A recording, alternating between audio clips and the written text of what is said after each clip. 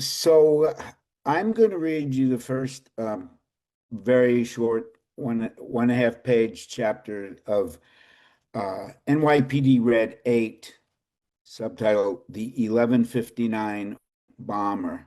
Mhm. Um, I worked in the advertising business with James Patterson, and about 15 years ago, after I had about four books out, he called me and said, "You want to write a book with me?" And I go, "Well, it depends how much I have to pay you." I mean, because if we all write a book, it'll do okay. But if we all write a book with Jim, we will become number one best-selling authors because he has a juggernaut and a budget, and it just shoots right to the top. So I wrote one based on his outline, and then I did something none of his authors have ever done before or since. I said, I have an idea for a series, and it's called NYPD Red, about a bunch of cops, elite cops, uh, who show up whenever the victims are rich and famous. Very important. And having written six with him as a collaborator. By the way, you all know Jim doesn't write 30 books a year, don't you? He Yes, we do. Santa doesn't make all the toys, so I'm an elf. But then after six books,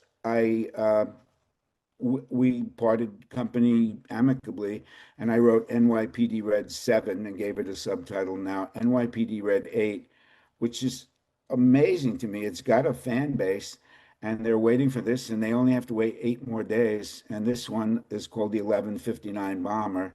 And let's see if you can track with me.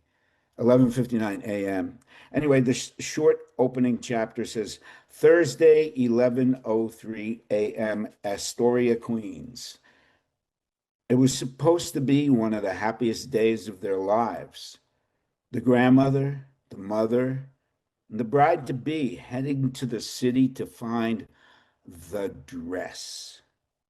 We should go to Macy's, the grandmother said.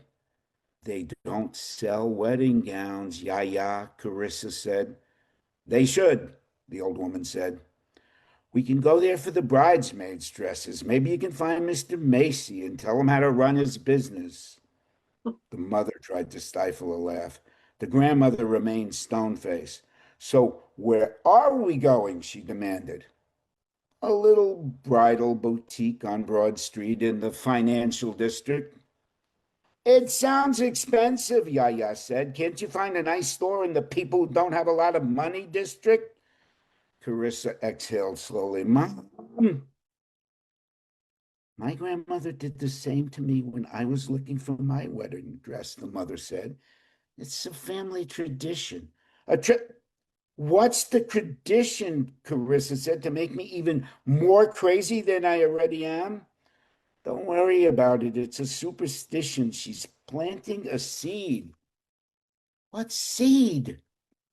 Dysphoria, the mother said. Carissa shook her head. Never heard of it.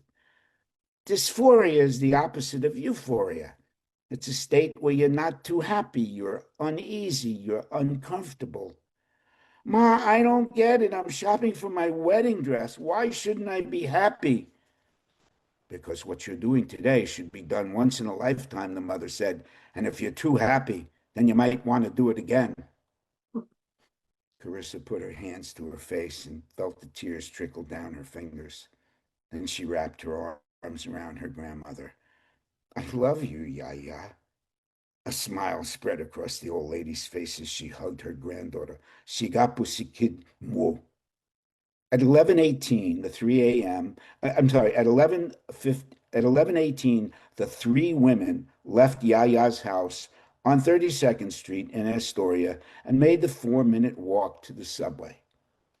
At 11:29, they boarded the W train to Manhattan.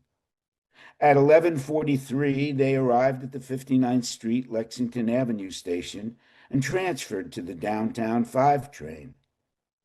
At 11:58, they arrived at the Wall Street station. At 11:59, the bomb exploded. They died instantly.